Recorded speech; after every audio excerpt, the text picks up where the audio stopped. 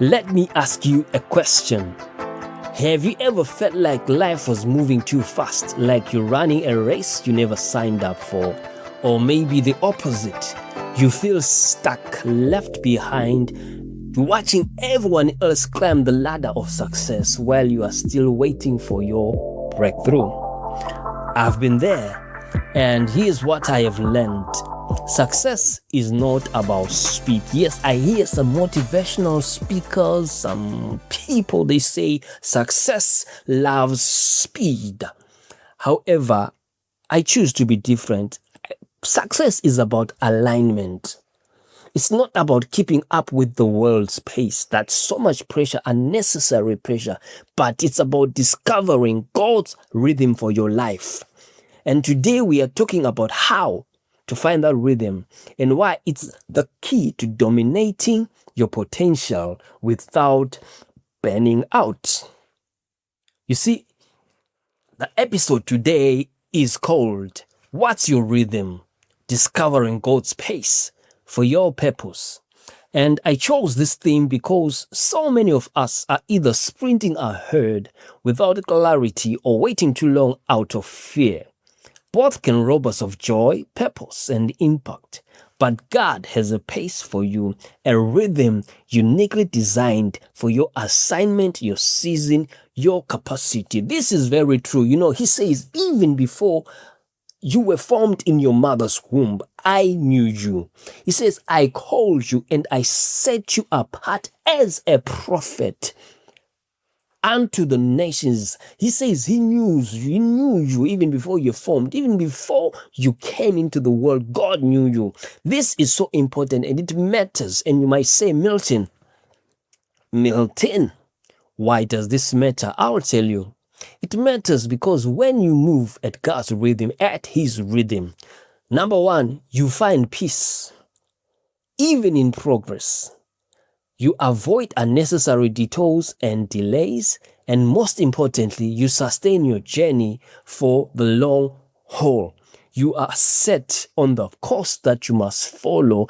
You know where you're going, you know how to get there, and you know that you're on the right place, keeping in step with the Lord in His perfect will. For He says the steps of the righteous are ordered of the Lord. That's what you need. You need your steps to be in line, to be in tune, and to be in sync with the Creator. You see, each and every one, I believe all of us born of women, we are born for a purpose. None of us is an accident. None of us came into this world and God was like, oh dear, now that this one is here, what am I going to do with him or her? No, it's not that. It's not like that. There is a purpose. Look at your fingerprints, for example. They are proof positive that you are unique. You are one unique being here on planet Earth. That means you are so very much important. Your gifts, your abilities, your personality, you have got to bless and impact the world with the gifting, with your gifting of your personality. We need it. Somebody else out there needs it. However, you need to walk in God's timing for your life. Number one, in discovering your rhythm for your life. When you want to discover God's pace for your purpose, the number one thing that you need to know is this: God's timing is perfect. And Ecclesiastes 3 verse 1 says, to everything there is a season and a time for every purpose under heaven. So that means no pressure. There is no need for pressure. No. Because everything, there is a season and a time for everything. And each and everything that happens, there is a purpose for everything that happens. It's either you learn, you grow. Don't ever feel like you are left behind, you are dragging or whatsoever. No, there is a time and a season for everything under the sun. You might look at your career moves, you feel like, hey, no progress, no promotion. I've been grinding. They are not seeing me, no recognition. In ministry, Nothing seems to be moving in business. As you are thinking of starting your business, you are afraid. But look back. You can see how God has been protecting or preparing you. The fact that you are feeling what you're feeling, that very feeling that you're feeling right now, is a good feeling. It's good that you feel that way. It is a nudge from God to redirect you, to say, yes, you are not where you're supposed to be. Hence, it's a pain. You see, Paul says that it was like a thorn in my flesh. It's a thorn in your flesh. That discomfort that you're feeling, it's necessary so that you can move. You are not complacent. Number one, you don't need to be complacent. So it's good. Keep it. And remember, God's timing is perfect. And number two, when you're walking with God, in God's pace for your purpose, you know that you're protected. You are safe because pace protects purpose. You see, Habakkuk 2:3 says, for the vision is yet for an appointed time. Though it tarry, wait for it, because it will surely come. I'll give you an example. The marathon versus the sprint runners. The marathon, when they run, the marathon runners, they pace themselves to last the race, you know. They manage their breath, their steps, their pacing, the way they breathe. It's managed, you know, because they don't want to sprint too soon. They don't want to burn out before the finish because it's a long game. You understand? The sprinter, well, it's 100 meters, done. There is no need to preserve any energy. There is no need for strategy. You understand? But with you, you're in a marathon. There is need for strategy. You need to pace and protect your purpose. That's where goal setting comes to play. You understand? You are setting goals. You know where you are, you know where you're going, you know where you need to do what you need to do and how to do it. That is the importance of goal setting. And as you learn when to rest, when to push, and when to wait, you know, you are keeping in pace with your purpose. Eventually, you'll arrive at your destination, regardless of what you think your neighbor is achieved and you have not achieved that. Remember, he says, I called you, I knew, and I set you apart. You know, being set apart, it means you are separated. You are different. Your assignment is not the same with someone else's assignment. That is the problem with most of people. You see, just looking at the so-called, like, I know the world will ostracize you, you know, just by the so-called celebration of the celebrities. When you look at them, you're looking see them on the TV, on social media, you feel like, what have I been doing with my life? No, that person is just doing their own assignment, fulfilling their purpose. You focus on you. No need for that pressure. That pressure is not necessary. Trust me, you are supposed to walk in step with the Spirit. As you walk in step with the Spirit, you find there is peace for you. Like Galatians 5:25 says, since we live by the Spirit, let us keep in step with the Spirit. In your business, keep in step. In your parenting, as you manage your home, keep in step. In your personal growth, in your decisions, be led by prayer and discernment, not just pressure, you know, because you find peace. Like there's a song I wrote some years ago, and it's called Better Be Me. And the lyrics, they go like, better be me and be fulfilled in life. And I was portraying a message that, you know, we are all unique. We are all different. And I have got to be myself and be true to who I am. I was born to be me. I don't have to feel like I'm missing out, or I am dragging behind, I'm lagging behind just because I'm seeing some other people doing certain things. No, if you want fulfillment, you have got to be you and keep in pace with your purpose. Keep in pace with your assignment. Remember, when you let God set the rhythm, you stop competing and start completing your purpose. Period. That's all you need to do. You need to complete your purpose. And there are steps that you should take to make sure that your purpose is accomplished. It may not be necessarily the steps that your neighbor, your brother, your colleague are taking. You've got to make some choices and drop some people behind. Some people, their life, they're just draining the lifeblood out of you. They're not adding value. They are just negative. It could be close people, family, friends, colleagues. Do not be afraid to let them go. Love them from a distance. Not everyone deserves a front row seat in your life. You can love them from a distance.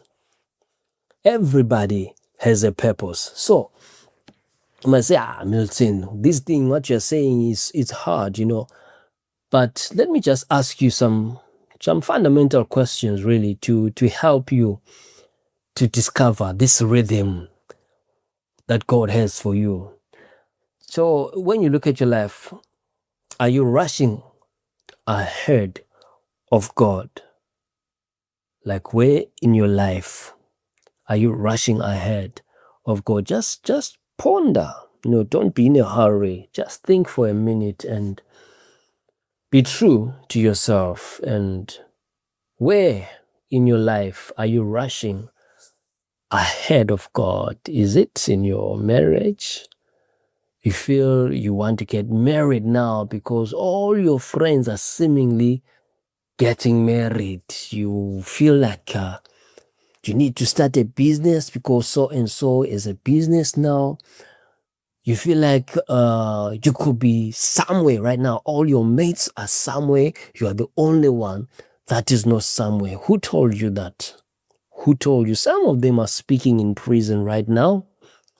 So you have to be in tune and in sync with the Lord's guidance. And another question that I have for you, where are you dragging your feet out of fear or doubt? Now, this is a big one. Like in my book, Dominate Your Potential,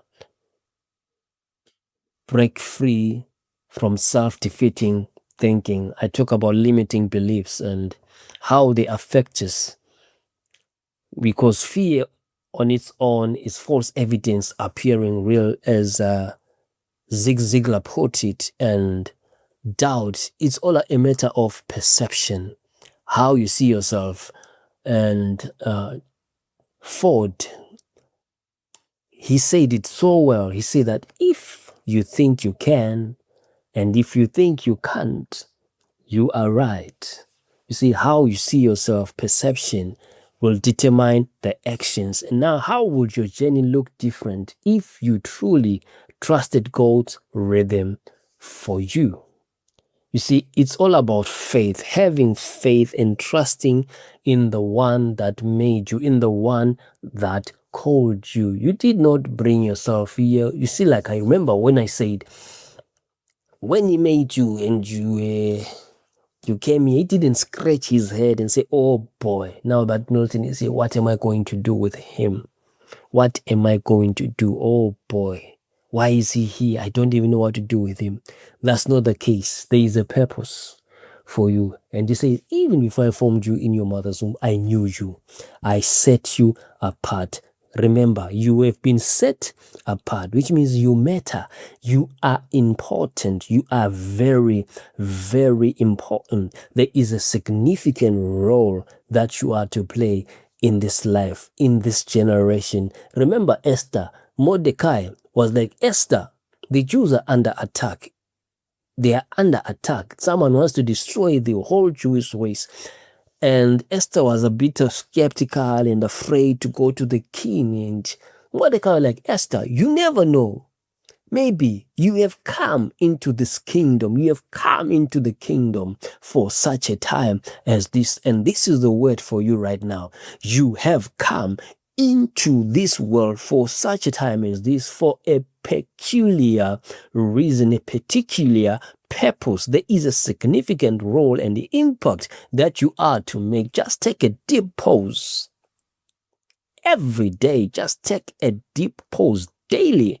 Just spend 10 minutes in stillness asking, Lord, what's your pace for me today? You have to be intentional and be personal with your dreams, with your life, with your future, with everything that concerns you. You were not here by chance. You didn't just appear and land on planet Earth and boom, I'm here. Now what? No, there is a significant purpose. The fact that you're still here and you're breathing, we are needed. Somebody out there needs you, needs your gift, your ability, your invention.